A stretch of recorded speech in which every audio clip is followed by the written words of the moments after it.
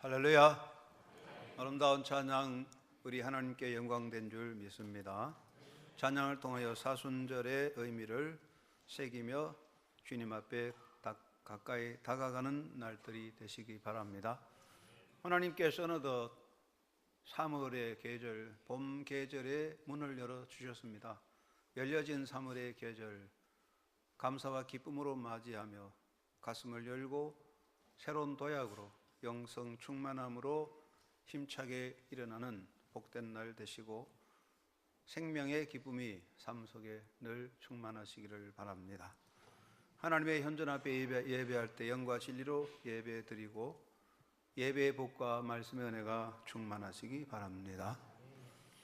미국 오하이오주 어떤 마을에 교회학교에서 교사로 평생을 수고한 리믹스라는 노인 교사가 있었습니다.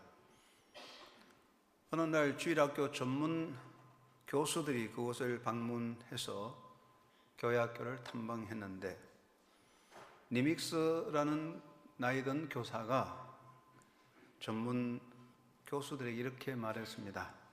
나는 이제 늙은 사람이요. 그런데 내가 지금껏 행한 최대의 일은 주일학교 학생을 가르치는 것이었습니다. 내가 오하이오 주에 왔을 때 아주 낯선 사람이었습니다. 첫 주일 아침 나는 주일학교에 가서 한 반을 맡게 해달라고 부탁했습니다. 그러나 교회 목사님은 나에게 맡길 반이 없다고 하면서 만일 당신이 반을 맡고 싶거든 나가서 한 반을 만드시오라고 말씀하셨습니다. 나는 밖에 나가서 거리에서 놀고 있는 세 소년을 만났습니다. 그들에게 나의 주일학교 반이 되어달라고 말했더니 그들은 쉽게 찬성했습니다. 그때부터 나는 나의 생애 중에 가장 중요한 많은 시간을 그들과 함께 지냈습니다. 나는 그들과 같이 생활했고 그들은 나와 같이 생활했습니다. 지금 그들은 성장하여 이 마을을 떠나갔지만 매년 나의 생일에 편지와 축하를 해옵니다. 교수들이 그 사람들은 누굽니까? 하고 물었을 때 리믹스라는 분이 대답합니다. 한 사람은 인도 선교사 찰스 콘웨이입니다.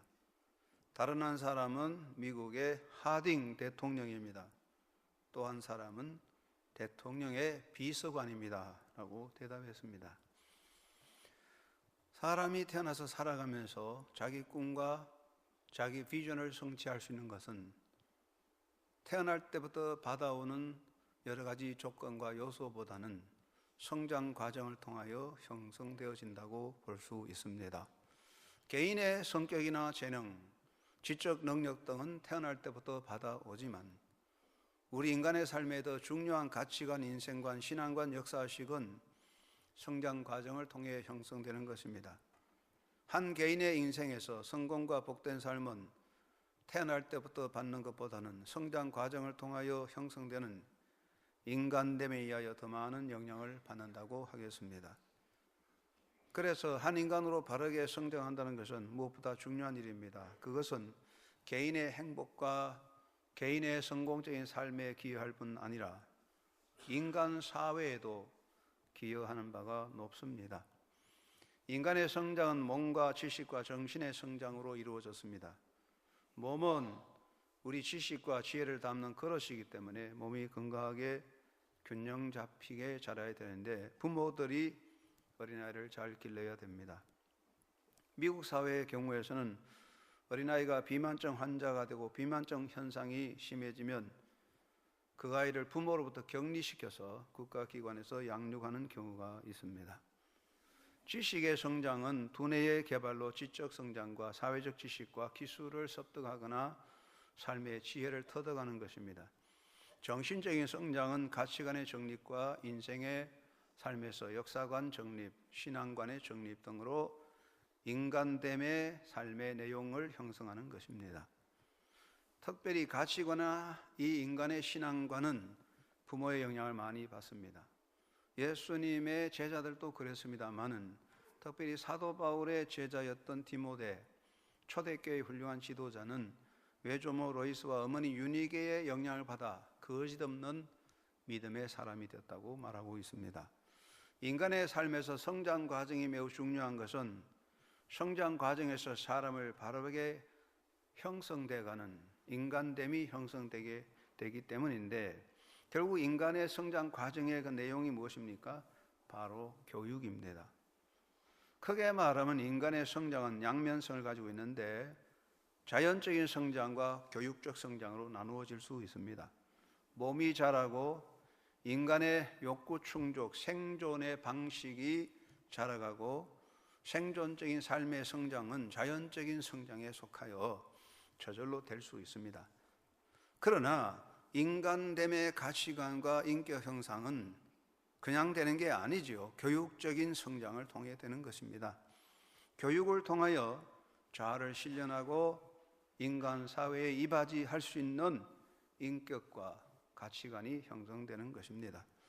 한 인간으로서 인간답지 못하게 삐뚤어져 살아갈 때에 그 한 사람으로 인하여 많은 사람에게 해를 미칠 때에 본래적인 책임은 그 한 개인에게 있지만 사회적으로 본다면 그것은 사회 교육에 대한 책임이 있는 것입니다. 다시 말하면 교육의 병폐가 인간 사회 병적 형상의 원인이 될 수 있는 것입니다.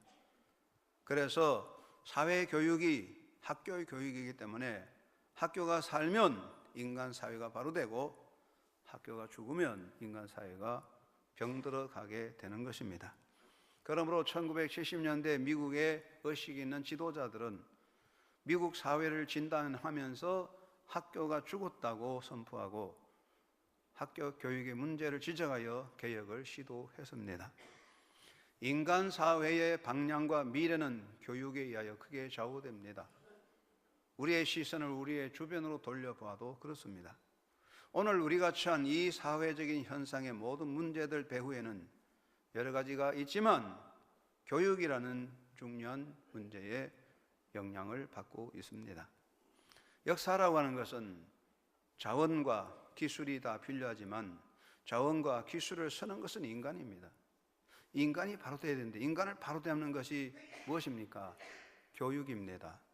이제 와서 교육을 바로 하자, 참 교육을 하자고 외치지만 참 교육이라는 모토를 내세워놓고 인간을 병들게 만드는 사회가 되고 있고 교육을 개혁한다고 하면서 개악이 되는 경우도 있으니 우리 현실에 문제가 많이 생기고 있는데, 우리는 이런 사회 교육의 여러 가지 문제를 지적함과 동시에 우리의 시선을 더더욱이 교회 교육에 돌려서 과연 교회가 올바른 교육을 하고 있는지 교회 교육의 중요성과 사명감을 재인식해야 한다고 봅니다. 우리 시대의 희망은 교육에 있다면 그것은 사회 교육보다는 인간의 영성을 길러가는 교회 교육에 중요한 사명이 있고 올바른 교회 교육이 인간을 올바른 영성으로 길러가기 때문에 우리 사회의 희망이 되는 것입니다. 그러므로 올바른 신앙 교육은 희망사항이 아닙니다. 그렇게 하면 좋겠다는 희망사항이 아니라 오늘 우리에게 주어지는 시대적인 역사적인 과제로 반드시 그렇게 힘써야 될 중요한 요소로 받아들여져 가는 것입니다. 이 땅에 하나님께서 교회를 세워주셨습니다. 기독교는 교회를 통해 역사하는데 기독교는 두 가지 중요한 과제가 있고 그 과제를 이루어가는데 첫째는 인간 구원의 과제입니다. 예수님께서 하나님이시지만 사람의 몸을 입고 이 땅에 오셔서 고난당하시고 십자가를 지시고 부활하신 이유는 인간을 구원하고자 하는 것입니다. 그러므로 예수님께서도 인간들에게 회개와 믿음을 선포하시고 하나님을 믿으니 또 나를 믿으라. 내가 곧 길이요 진리요 생명이다. 내게로 오라. 내게로 오라고 선포하시니 이것이 복음 선포 케르그마입니다. 그 다음에 기독교의 중요한 과제는 사람들로 하여금 하나님의 형상을 닮은 사람들로 하여금 사람답게 참 사람되게 살도록 이끌어가는 것입니다. 예수님은 구원의 메시아인과 동시에 참 사람으로의 삶을 사셨습니다. 예수님은 사람들에게 참 사람의 길이 무엇인가를 정직과 진실과 사랑의 길을 보여주었습니다. 이것을 예수님은 사람들에게 가르쳤습니다. 그것을 디다케라고 말합니다. 이 땅에 있는 지상의 교회와 지상에 있는 기독교는 인간을 구원하는 복음 선포와 그리고 사람들을 바로 이끌어가는 양육하는 교육의 사명을 가지고 있습니다. 교회는 두 가지 중요한 기능을 수행합니다. 첫째 기능이 복음을 선포하는 것입니다. 지상에 있는 교회가 해야 될 가장 중요한 근원적인 목적과 사명은 인간들에게 복음을 선포하고 전하는 것입니다. 복음 선포는 설교와 전도라는 방식으로 실천됩니다. 교회 강단에서 선포되는 설교는 하나님의 말씀을 대언함으로써 사람들로 인하여 예수 그리스도를 구주로 믿어 구원받도록 이끌어가는 것입니다. 칼빈의 말과 같이 하나님의 말씀이 바로 선포되어지는 곳에 주님의 교회가 있습니다. 아무리 외적으로 대단한 조직과 웅장한 건물과 숫자, 재정력이 넘쳐도 수많은 이벤트가 있어도 하나님의 말씀이 똑바로 선포되지 못하면 그 교회는 교회의 본질에서 어긋난 잘못된 죽은 교회가 됩니다. 교회는 오직 말씀을 선포하는 것이며 그 말씀 선포의 주제는 예수 그리스도의 십자가와 부활의 역사입니다. 그리고 교회는 복음을 전하는 것입니다. 가까운 사람들에게 복음을 전하는 것이고 멀리 있는 사람들에게, 다른 나라 사람들에게 복음을 전합니다. 이 모든 것을 선교라고 말할 수가 있습니다. 교회의 기본적인 기능은 말씀을 선포하는 것과 말씀을 전하는, 그래서 이것을 올바른 기능, 교회의 기본적 사명으로 받아들이게 됩니다. 두 번째 교회가 할 중요한 사명과 기능은 교육입니다. 교회의 교육은 모든 성도들을 하나님 말씀으로 바로 양육하여 하나님의 자녀로서 제자 되게 하고 그리스도의 일꾼 되게 하는 것입니다. 그래서 믿는 자를 양육하여 주님을 섬기도록 살아갈수록 이끌어가는 것이 교회의 중요한 기능입니다. 교회의 교육적인 기능은 사명에 속하는 것입니다.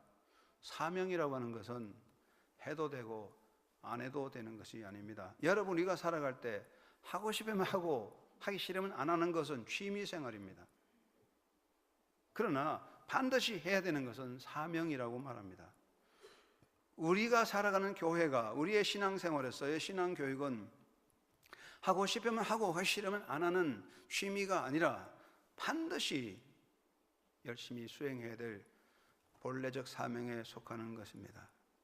그래서 교회는 언제나 교회 교육에 힘을 다 기울이고 있고 우리 한영교회도 예수의 몸된 교회로서 교회 교육에 힘을 다 기울여 노력하고 있습니다. 특별히 교회는 교회학교, 주일학교가 있습니다. 우리 교회도 영아부, 유치부, 유년부, 초등부, 소년부, 중등부, 고등부가 있어서 말씀을 가르치고 양육하고 있습니다. 각종 성경 공부 모임이 있습니다. 청년들이 모여서 예배하고 성경 말씀을 배우고 있습니다.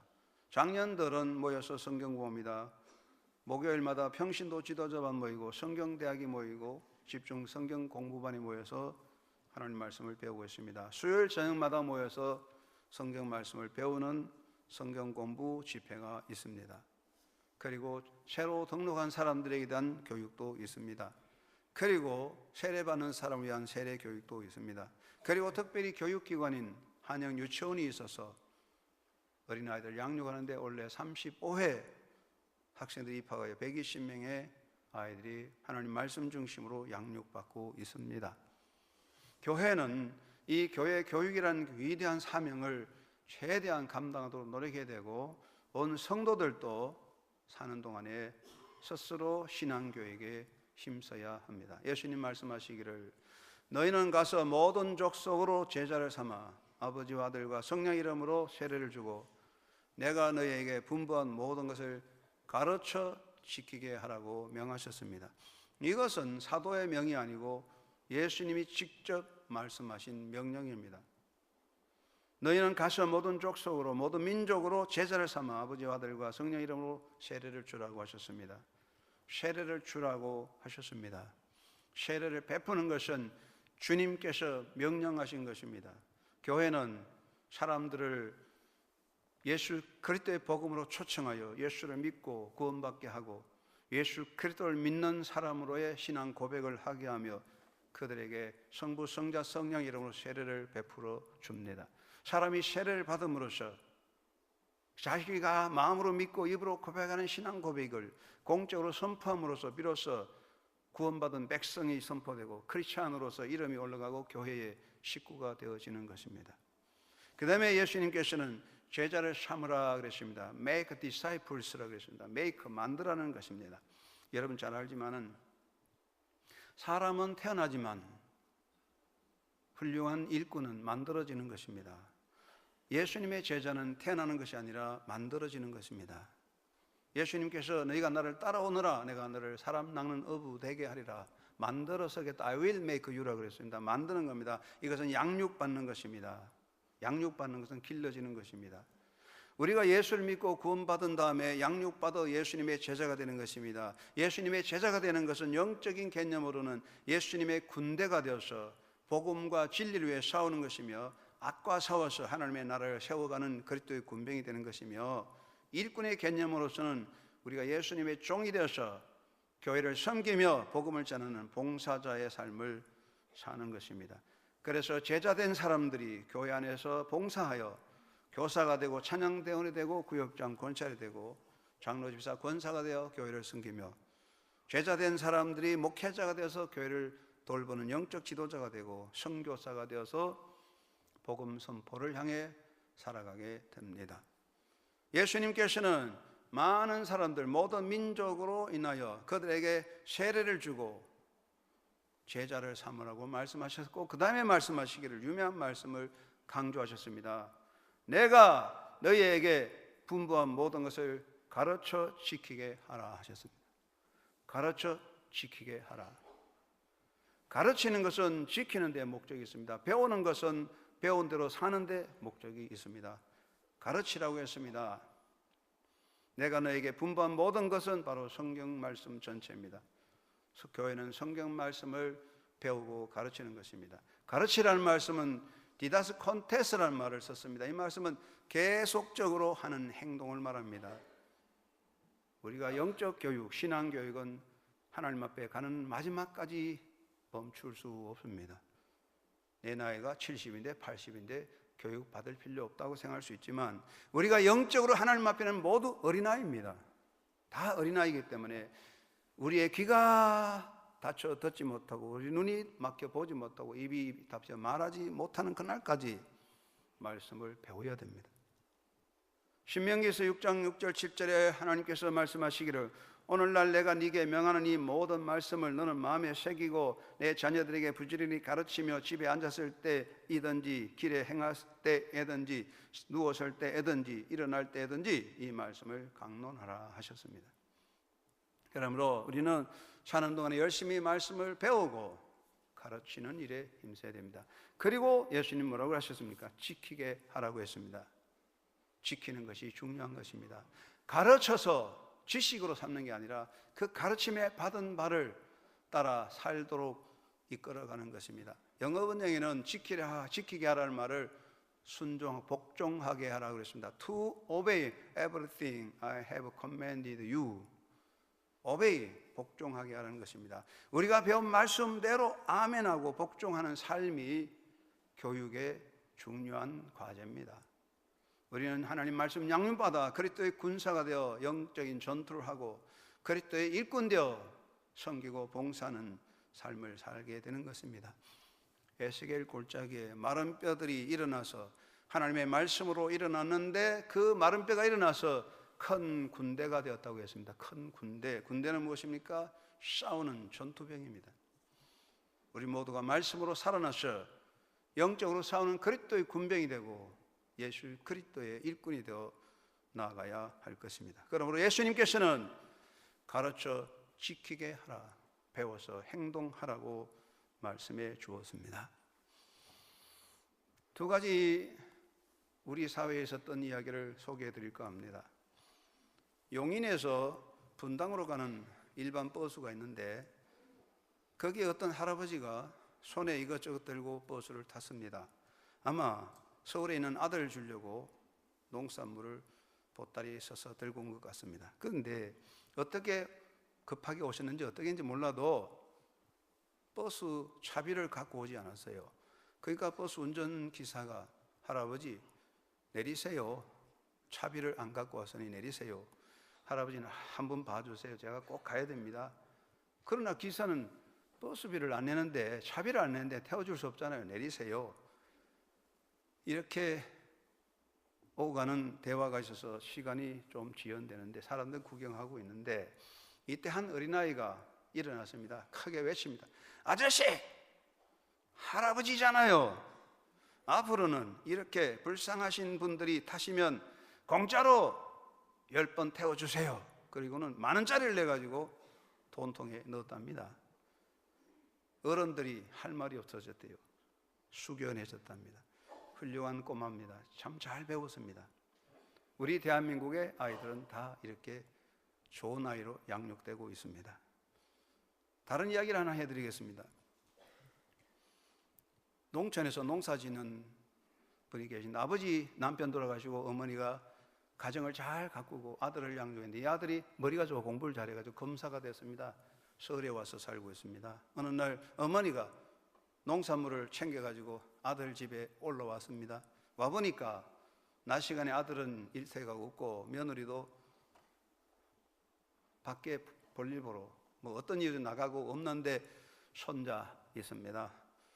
손자하고 이야기하다가 집에 아무도 없으니까 이 어머니가 아들이 어떻게 채놓고 사냐, 집안 살림을 살펴보는데, 아들 방에 들어가 보니까 마침 아들 방에 테이블 책상 위에 노트가 하나 있는데, 이게 무슨 노트냐 하더니 가계부가 있어요.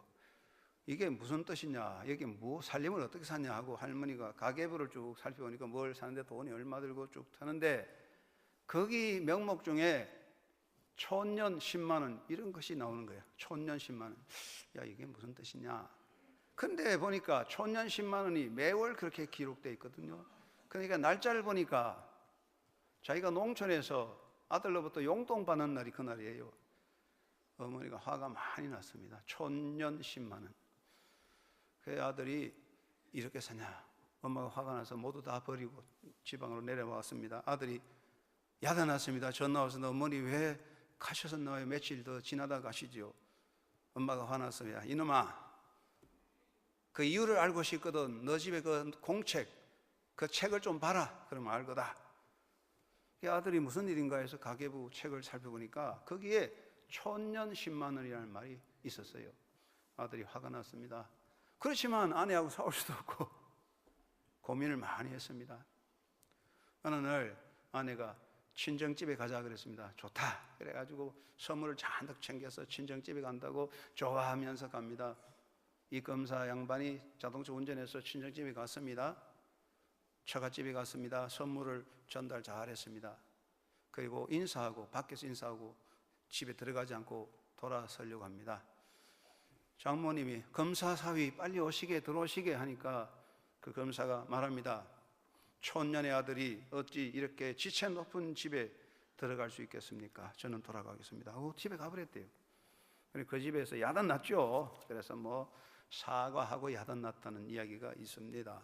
여러분, 그 착한 아이가 그렇게 괴팍한 이상한 사람으로 바꿔질 수 있을까요?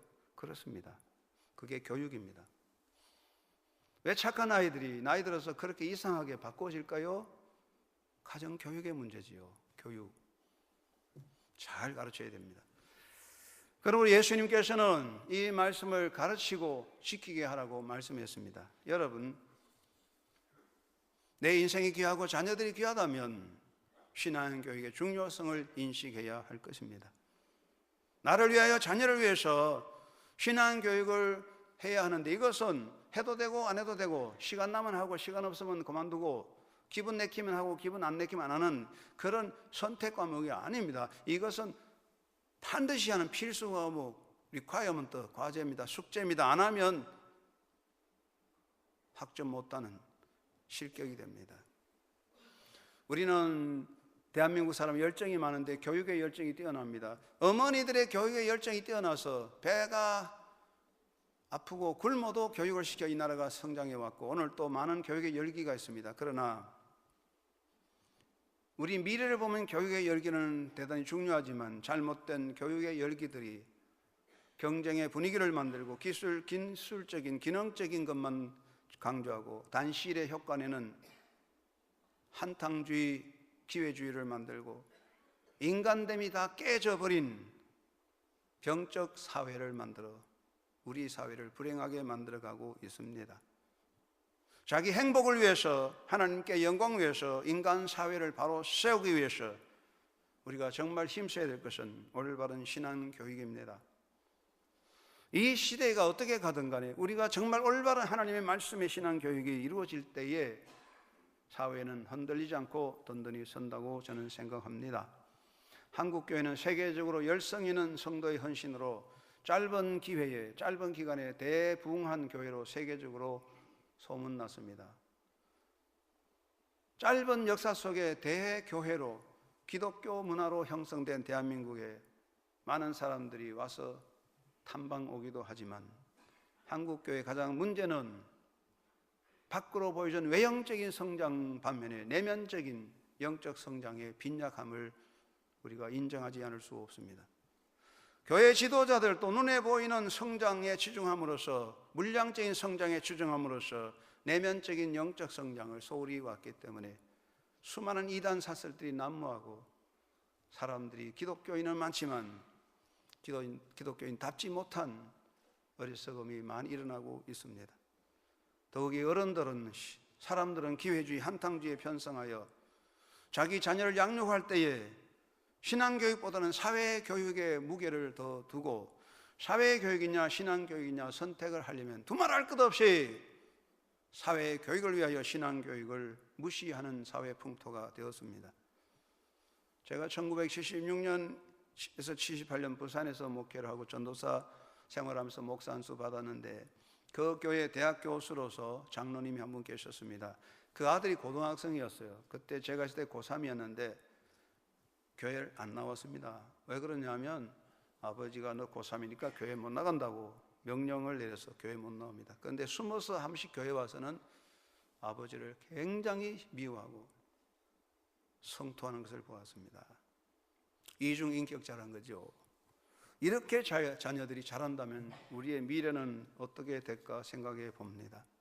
신앙교육이 사회교육에 밀려나서 겨우 명색만 유지한다면, 그런 상황에서 우리 자녀들이 자라난다면 그들이 뛰어난 실력가가 되고 경쟁에 앞서가고 능력 있는 경제인, 사업가, 정치 지도자, 권력가가 될지라도 결말은 어떻게 되겠습니까?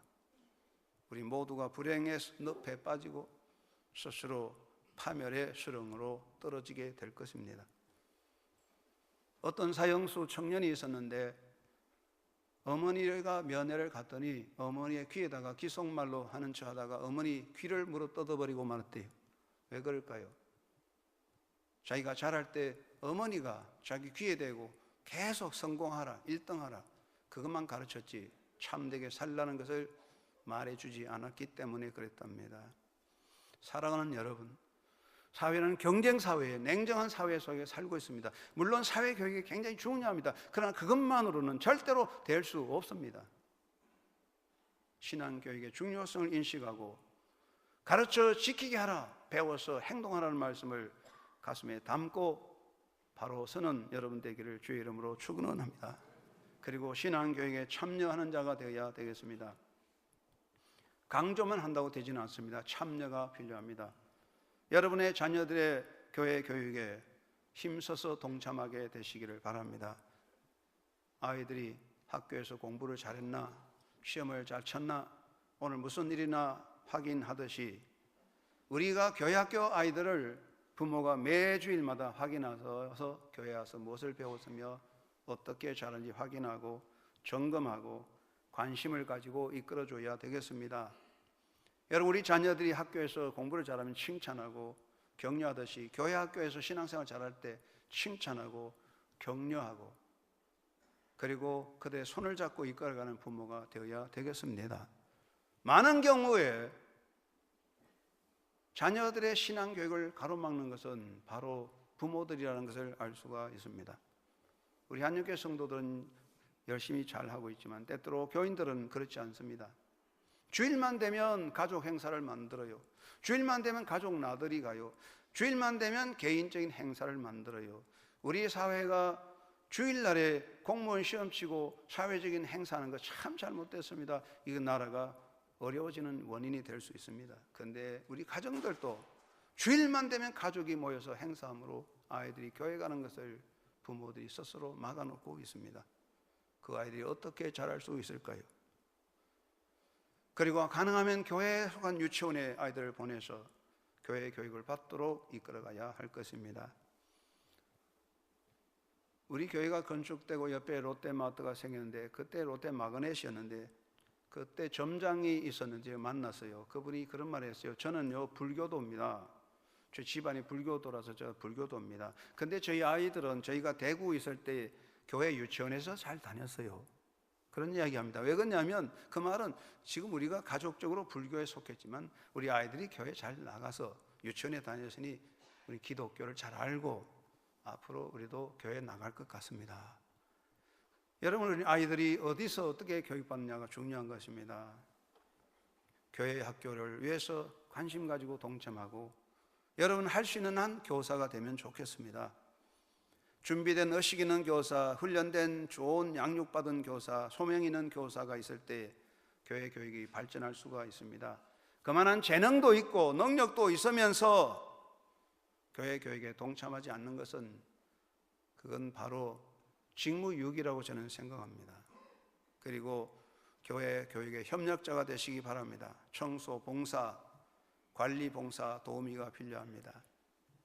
어떤 분은 나이가 많은데 교회학교 가서 어린아이들 신발을 잘 정리해 주는 분도 있습니다. 그것도 좋은 봉사자입니다. 제가 춘천에 있을 때 춘천대학의 총장으로 계셨던 장로님은 예배당에 와서서 어른들, 중고등학생들 교육시설에 가서 신발을 다 정리해 줬대요. 그래서 청년들이 총장 보기 위해서 예배당에 나왔다는 말도 있더라고요. 도우미가 필요합니다. 교육시설이나 교육 환경을 위해서 물질적인 도움이 필요합니다. 기도의 도움이 필요합니다. 그리고 격려와 위로와 관심이 필요합니다. 우리 아이들이, 교사들이 어려서 실수가 있더라도 책망하기보다는 격려해주고 위로해줄 수 있는 부모가 되어야 되겠습니다. 여러분이 적극적으로 교회학교에 동참하는, 스스로 그 교회학교를 위해서 기도하고 참여하는 협력자, 동참자 되기를 주의 이름으로 축원합니다. 그리고 신앙교육을 위해서 투자해야 되겠습니다. 여러분, 자본주의 사회에서 너무 잘할 겁니다. 투자가 없으면 이자도 없습니다. 투자를 해야 이자가 있습니다. 이자를 interest라고 그러잖아요. interest는 영어로 관심이란 뜻입니다. 관심이 있고 투자하면 이자가 생깁니다. 여러분, 신앙교육에 대한 투자가 필요합니다. 우리는 지금 사회교육에 엄청난 투자를 하고 있습니다. 어린아이들의 사회교육을 위해서 시간, 돈, 노력이 엄청난 투자가 있고 부모들이 생활 전부를 바칠 만큼 투자합니다. 그래서 이 나라가 교육으로 발전하고 있으면 사실이지만, 그런데 과연 그만큼 사회교육에 투자하는 만큼 거기에 비해서 우리가 신앙교육에 얼마나 투자하는지 반성해보고 살펴보아야 하겠습니다. 저희 경험으로나 교회사적으로 볼 때에 같은 환경과 조건에서도 교회 중심으로 자란 아이들이 모든 사람보다 행복하고 성공적인 인생을 살아오고 있다는 사실입니다. 한 인류학자가 미국에 살고 있는 두 가문을 연구했습니다. 한 가문은 네덜란드계로서 주정뱅이 가문으로 유명한 마구스 가족인데, 그 가족 78대 1256명의 자손을 조사했는데 결과적으로 거린이 310명, 그 중에 7명이 살인자, 삼석적인 도둑이 60명, 전과자 130명, 허약자 300명, 불구자 400명, 성병 경험자 440명, 행여 병사자 310명, 신고하지 않고 사는 가정 50명, 1250명 중에 정당한 직업 종사자는 20명뿐이며 그 중에 10명은 교도소에서 배운 기술로 취직을 했다고 기록했습니다. 그 반면에 영국으로부터 온 에드워드라는 기독교 가문 78대선 400명을 조사했는데 총장 13, 교수 100, 학교 설립자 14, 의사 60, 종교가 100, 군인 75, 문학가 60, 판검사, 변호사 180, 관리자 80, 그 밖에 부통령, 시장, 대사, 상원, 하원, 의원이 있었고 그들이 남긴 저서는 135종이고 잡지가 18종이었다고 기록했습니다. 단편적인 이야기지만 무엇을 말합니까? 신앙교육에 투자해야만 하나님의 은혜가 있고 든든히 설 수가 있습니다. 가르쳐 지키게 하라. 우리 자녀들 하나님의 말씀으로 양육하는 교육에 힘쓰고 나 자신이 배워서 말씀을 따라 살도록 힘써야 되겠습니다. 여러분 자기 자신을 위해서 많이 투자하지 않습니까? 우리 여성들은 여성의 미와 건강을 위해서, 취미 위해서 투자를 많이 합니다. 그런데 여성들이 자기 미를 가꾸려고, 건강을 가꾸려고 투자하는 시간, 돈을 아깝게 여기는 분이 없더라고요. 화장하면서 아유 시간이 아깝다 그런 분이 없어요. 화장품 비싸다고 불평 안 해요. 미와 건강, 취미, 인간관계, 욕구 충족을 위해서 많은 투자를 하고 있습니다. 그런데 우리는 영적인 투자를 얼마나 하고 있습니까? 겨우 주일날 예배 한 번 드리는 것으로 우리 영성이 잘 자랄 수 있을까요? 우리 한영교회 성도님들은 예배를 잘 드리고 똘망똘망 정신 차려서 말씀을 잘 듣지만 일주일에 한 번 예배당에 와서 30분 설교할 때 졸고, 그것도 또 집에 가서도 텔레비전에 개그맨 코미디 웃고 즐기고, 예배당에 와서도 설교도 하하 웃고, 그러다가 인생 다 날아가는 거예요. 하하 웃는 가운데 영성이 자라겠습니까? 이게 문제입니다. 훈련이 안 되고 있다는 이야기입니다. 우리는 나의 기도 생활을 위해서, 성경 공부 위해서, 헌신 위해서 시간과 정성을 투자해야 합니다. 예수님 말씀하셨습니다. 가르쳐 지키게 하라. 이 말씀은 배워서 실천하라, 그 말씀이죠. 여러분의 삶에서 내 자녀들에 대한 신앙 교육을 힘쓰고 나 자신의 영적 훈련을 힘써서 잘 가르쳐 지키게 하고 잘 배워서 실천함으로 훌륭한 하나님의 자녀로 또 그리스도의 제자가 되고 예수 그리스도의 삶을 따라감으로써 믿음의 열매를 맺고 복음의 성리를 이룰 수 있는 하나님의 자녀들로 살아갈 수 있기를 예수님의 이름으로 축원합니다. 하나님 아버지, 우리는 다 부족합니다. 예수 믿고 하나님 자녀 됐지만 본성이 나쁘고 악하고 추하고 더럽습니다. 내버려주면 무너질 수밖에 없기 때문에 예수님은 말씀을 배워 실천하라, 가르쳐 지키게 하라 하셨으니 이 말씀 기억하여 교육, 신앙교육을 똑바로 하고 나 자신도 그런 훈련을 똑바로 해서 하나님의 자녀롭게 성장하여 복음의 열매 맺고 성령을 따라 열매 맺는 주의 백성 되도록 은혜와 역사하심으로 성령 충만함으로 이끌어 주시옵소서. 예수님의 이름으로 기도드리옵나이다. 아멘.